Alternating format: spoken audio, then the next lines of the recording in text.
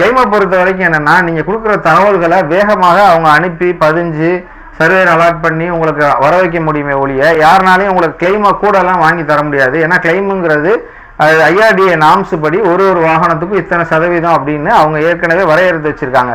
சர்வேயரும் அவர் வந்து நேரடியாக பாதிப்புகளை அளவிட்டுட்டு அவர் என்ன மதிப்பு தர்றாரோ அந்த கிளைம் தான் கிளைம் ஆகும்.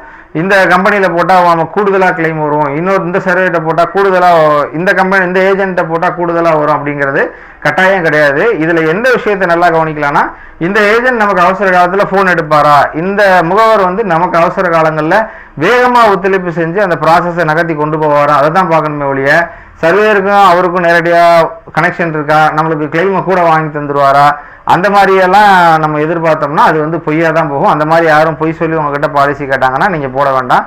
இது முழுக்க முழுக்க எல்லாமே ஆன்லைன் ப்ராசஸ் தான்.